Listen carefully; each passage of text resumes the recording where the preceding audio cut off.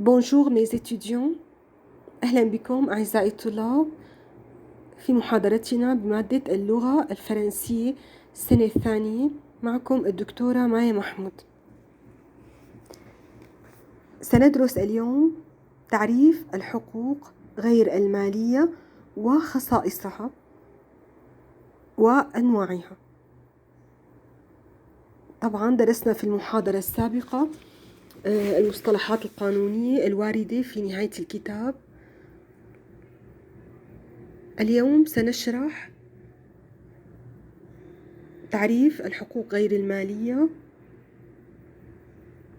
وأنواعها وخصائصها. الحقوق غير المالية c'est-à-dire les droits extra-patrimoniaux. إذن الحقوق غير المالية c'est-à-dire les droits extra-patrimoniaux. هلا question numéro 1. Quelle est la définition des droits extra-patrimoniaux؟ ما هو تعريف الحقوق غير المالية؟ طبعا التعريف موجود صفحة 52 page 52. Les droits extra-patrimoniaux sont des droits non susceptibles d'une évaluation pécuniaire et restent hors du patrimoine du titulaire. إذن هي خارج الذمة المالية، لا تدخل في نطاق الذمة المالية للشخص. hors du patrimoine du titulaire، خارج الذمة المالية. إذن hors خارج patrimoine الذمة المالية du titulaire لصاحبها. إذن خارج الذمة المالية، هي أصلا حقوق غير مالية فهي خارج، لا تدخل في ضمن الذمة المالية للشخص. أنواعها il y a 4 catégories، يوجد 4 فئات. A كمان صفحة 52 les droits politiques، الحقوق السياسية. exemple des droits politiques، مثال عليها le droit du vote، le droit de vote حق التصويت، le droit de se présenter à une élection حق الترشيح، le droit d'association حق الانضمام إلى النقابات. إذن طبعا هدول مروا معنا بشرح المفردات بالمحاضرة السابقة، قرأنا ووضحنا شرح المفردات بالعربية والفرنسية، فمروا معنا المحاضرة السابقة. le droit de vote حق التصويت، le droit de se présenter à une élection حق الترشيح، le droit d'association حق الانضمام للنقابات. إذن هي أمثلة على الحقوق السياسية. طبعا الحقوق السياسية هي من زمرة الحقوق غير المالية.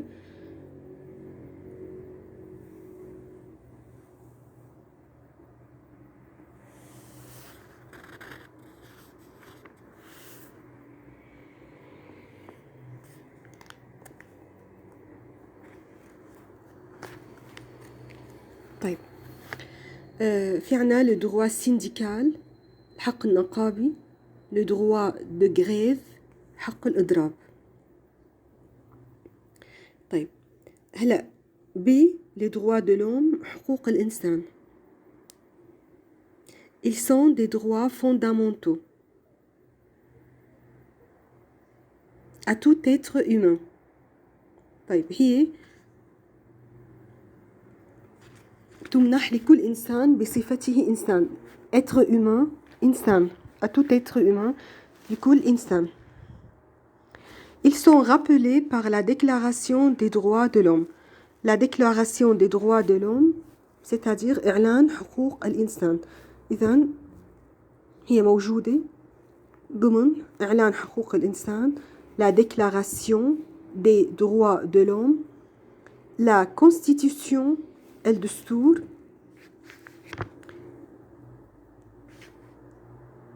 Exemple, le droit à la vie، الحق في الحياة. طيب هلا في عنا c'est les droits de la famille. Les droits de la famille sont l'ensemble des droits résultant de l'organisation juridique de la famille. Il s'agit des droits liés au mariage. إذن le droit de se marier، حق الزواج. Le droit de divorce، طلاق. La pension alimentaire، النفقة. Donc les droits de la famille comportent les droits entre parents et enfants. أيضا تتضمن الحقوق بين الأهل والأبناء. Le droit d'éducation، حق التربية. Le droit d'autorité parentale، حق السلطة الأبوية. Le droit de filiation، حق النسب.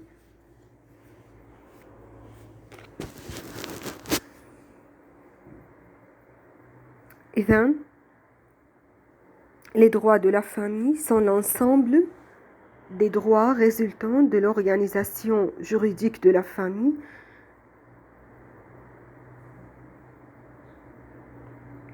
Il s'agit des droits liés au mariage، الحقوق المتعلقة بالزواج، العلاقة بين الأزواج. Le droit de se marier. Le droit d'assistance au conjoint، واجب تقديم المساعدة للزوج. Droit de divorce، الطلاق. Pension alimentaire، النفقة.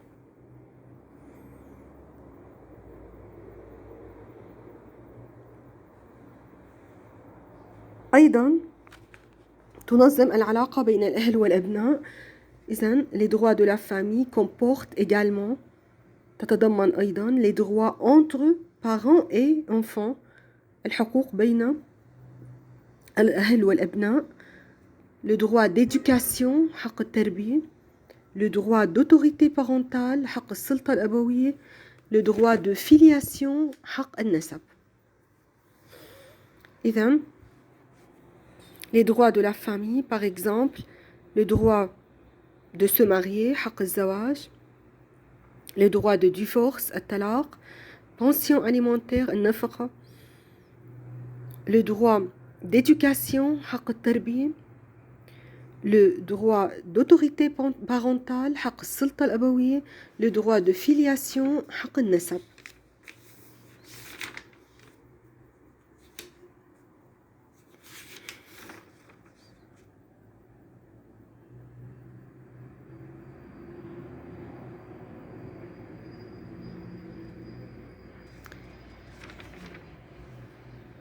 إذن حتى الآن عرفنا الحقوق غير المالية، la définition des droits extra-patrimoniaux. بعدين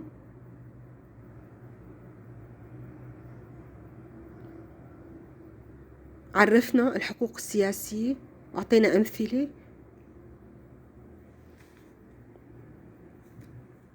بعدين تحدثنا سريعا عن حقوق الإنسان الموجودة بالإعلان العالمي لحقوق الإنسان، والحقوق العائلية.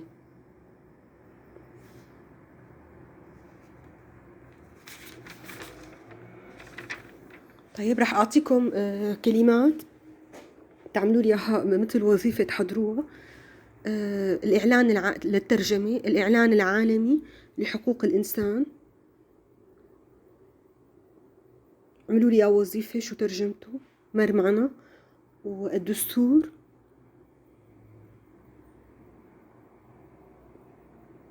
حق الإضراب، والحق النقابي. إذن هي وظيفة شرح مفردات حتى تبلشوا تتمرنوا.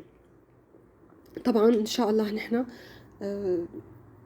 لما ترجع محاضراتنا نرجع نعمل مراجعة، هي مجرد حتى تبدأوا بالقراءة وتحضروا الترجمات. إن شاء الله أكيد نعمل عليهم مراجعة بعد بدء المحاضرات بشكل فعلي بعد انتهاء الفترة اللي عم نمر فيها. طيب هلا باج 54 صفحة 54 les droits de la personnalité. Qu'est-ce que ça veut dire les droits de la personnalité؟ الحقوق الملازمة للشخصية. Les droits de la personnalité incluent les droits à l'intégralité physique qui protègent le corps de la personne et les droits à l'intégralité morale.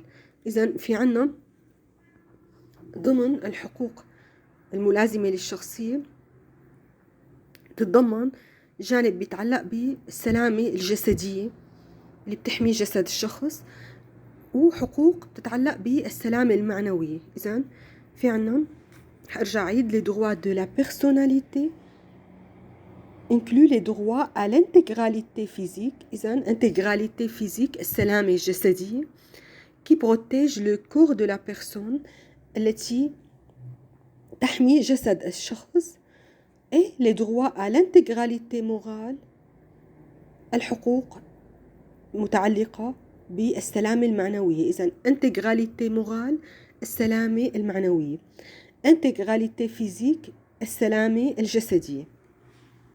إذن كمان ضيفوا عندكم على المفردات اللي أعطيتكم إياها وظيفة للترجمة السلامة الجسدية والسلامة المعنوية.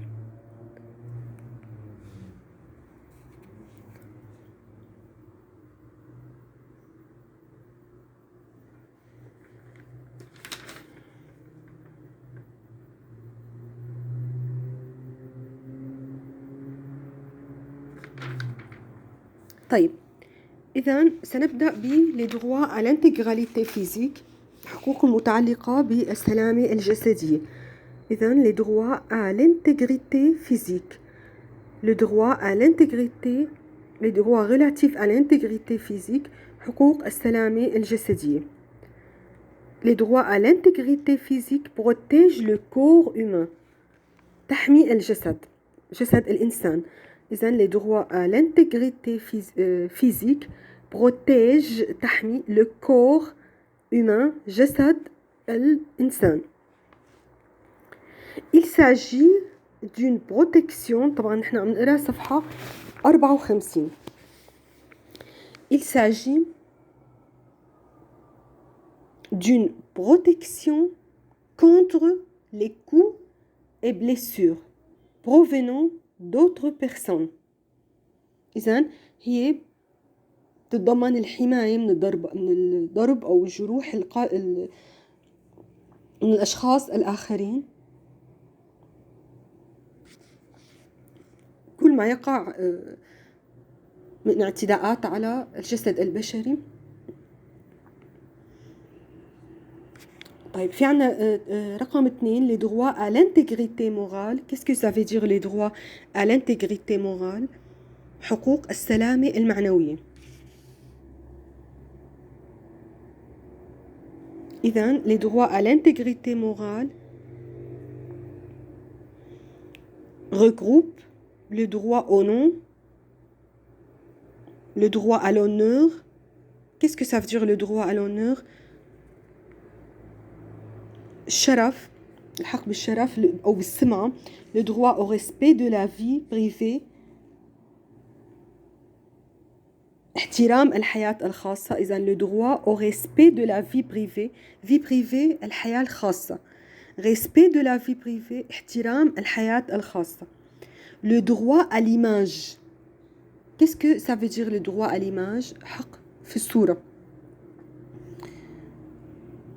إذن le droit au respect de la vie privée حق احترام الحياة الخاصة inclut يتضمن le droit au respect du domicile، حرمة المساكن أو احترام le respect du secret de la correspondance، احترام سرية المراسلات، du secret professionnel الأسرار المهنية. إذن le respect du secret de la correspondance. secret سر، correspondance مراسلات. إذن احترام سرية المراسلات، احترام سرية المراسلات. صفحة 54 نهايتها، نهاية الفقرة آخر سطر. secret سر، correspondance المراسلات. طيب secret professionnel السر المهني. إذن لما عم نحكي على احترام الحياة الخاصة، le respect de la vie privée، الحياة الخاصة vie privée. حكينا عن حرمة المساكن، le droit au respect du domicile، domicile الموطن أو المسكن. le respect de secret de la correspondance، احترام سرية المراسلات، وأيضا احترام السر المهني le secret professionnel. إذن le droit au respect de la vie privée permet à une personne de s'opposer à la divulgation publique de ses données privées. Le droit au respect de la vie privée permet à une personne de s'opposer à la divulgation publique de ses données privées.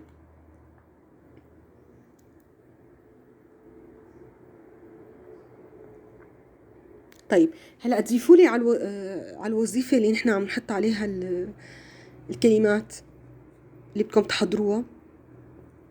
وطبعا مثل ما اتفقنا ان شاء الله بعدين بنعمل ترجمة عليهم، مراجعة او عند بدء المحاضرات الدوام الفعلي بنرجع بنعمل مراجعة عليهم.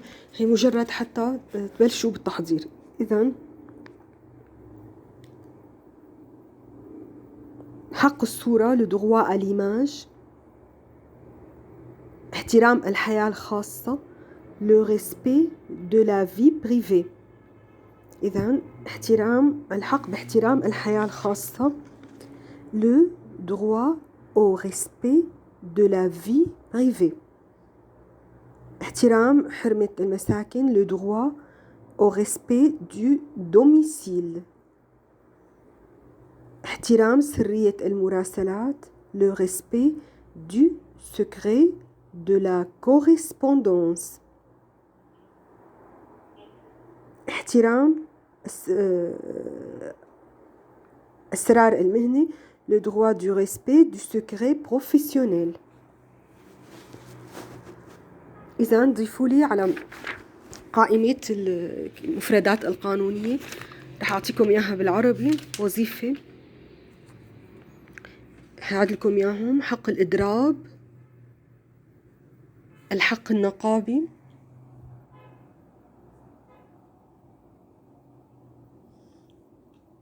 حق التصويت، حق الترشيح، حق الانضمام إلى النقابات،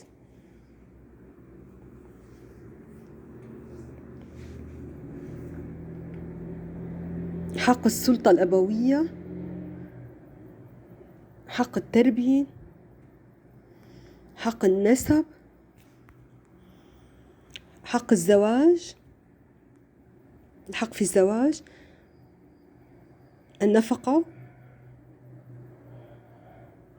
الإعلان العالمي لحقوق الإنسان، الدستور. مبدئيا كمان ممكن نضيف عليهم الحق في الصورة، حق باحترام الحياة الخاصة، احترام سرية المراسلات، احترام السر المهني،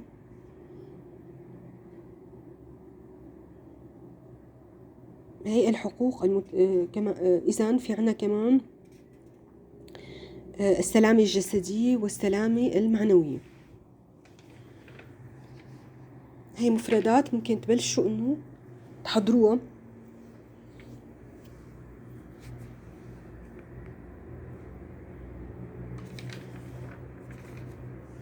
Quel est le régime des droits extra-patrimoniaux? ما هو النظام الحقوق غير المالية؟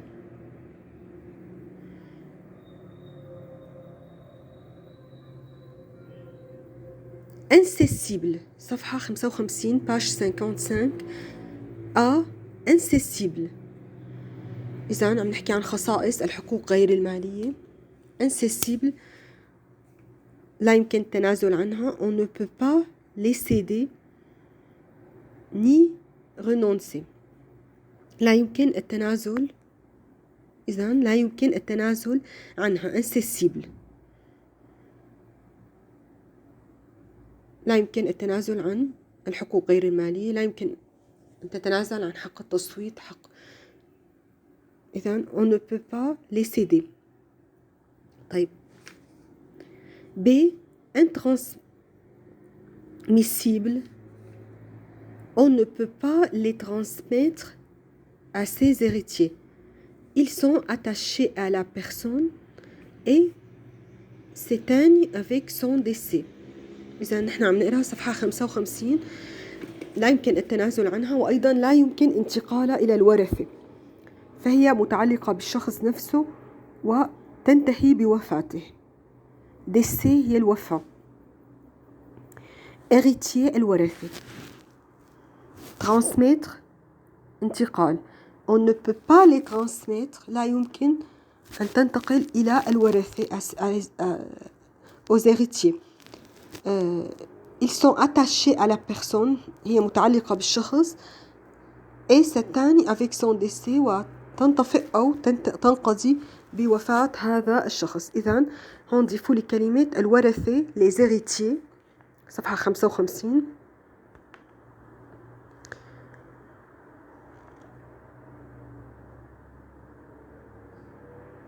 intransmissible. طيب les héritiers.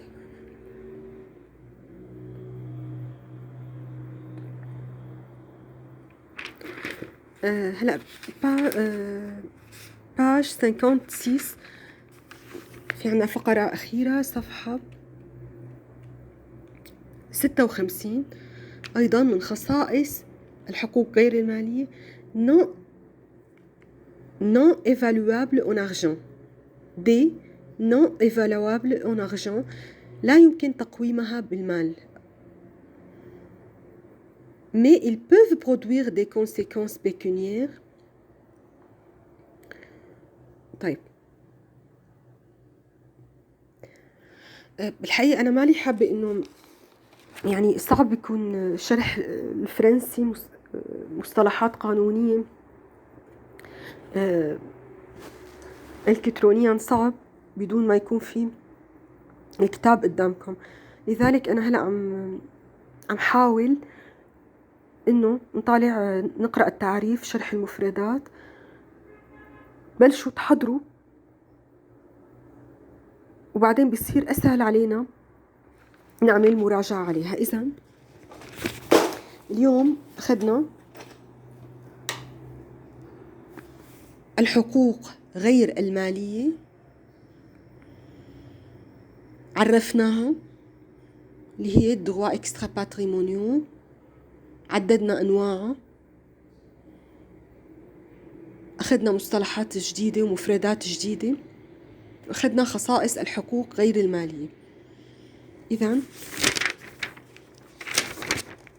اليوم كان عنا صفحة 52 بكتابنا وصفحة 53 وصفحة بداية صفحة 54. أخذنا صفحة 54 كاملة و55.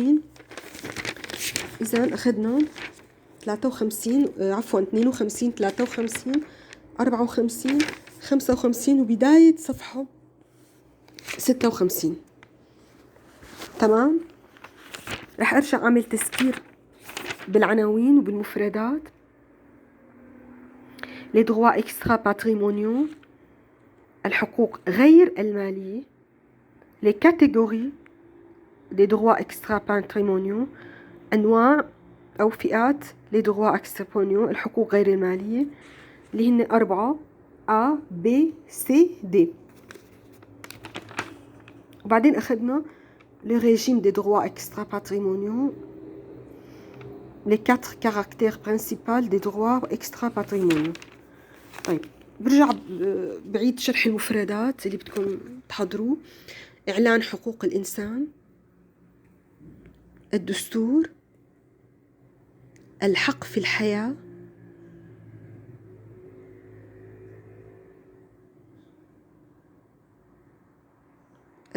النفقة، الحق في الزواج، الطلاق، حق السلطة الأبوية، حق التربية والتعليم، حق النسب،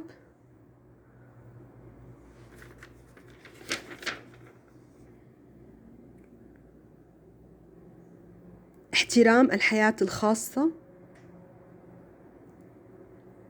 احترام سرية المراسلات، السر المهني،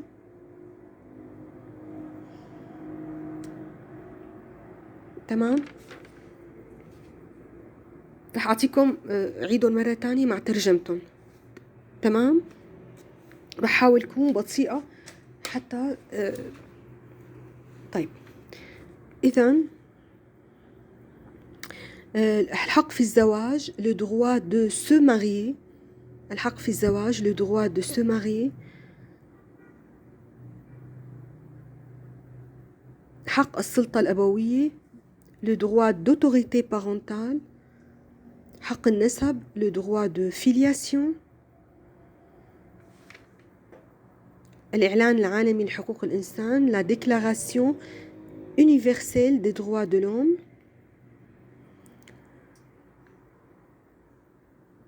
évaluation pécuniaire قيمة نقدية، patrimoine الذمة المالية،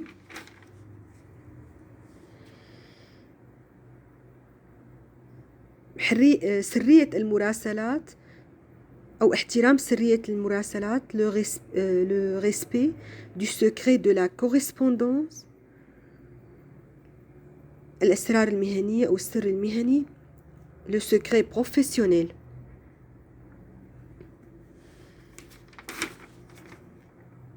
طيب اليوم بتكون هيك خلصت محاضرتنا. حضروا إذا في عندكم أسئلة عندما تبدأ المحاضرات أو بشكل فعلي تكونوا محضرين أسئلتكم، أو إذا قدرنا نعمل جروب على الفيس لطلاب موجودين بمجموعة الفرنسي سنة تانية ممكن كمان يكون في توضيح أكتر. الدرس القادم إن شاء الله رح ناخد درس مهم كتير هو الحقوق المالية. إذن المحاضرة الثالثة حتكون عن الحقوق المالية. اليوم درسنا الحقوق غير المالية، الدرس القادم حيكون بإذن الله عن الحقوق غير المالية بدءا من صفحة 56 باش 56 57 59 من صفحة 56 57 58 رح نحكي فيهم عن الحقوق العينية الأصلية، رح نحكي فيهم عن الحقوق العينية الأصلية وحق الحقوق العينية التبعية. إذن حيكون فيها كتير شغل المحاضرة القادمة بإذن الله. إذن اليوم بالنسبة للمحاضرة حضروا التعريف اللي قرأناه اليوم، تعريف الحقوق غير المالية، أنواعها اللي هي العناوين مع الترجمات، الترجمات اللي أنا أعطيتكم إياها المفردات، وأمثلة الحقوق السياسية شو الأمثلة عليها، الحقوق العائلية شو الأمثلة اللي أخذناها مع ترجمة كاملين مع الترجمة. تمام. مبدئيا هذا كل شيء لليوم، و merci à vous, à la prochaine.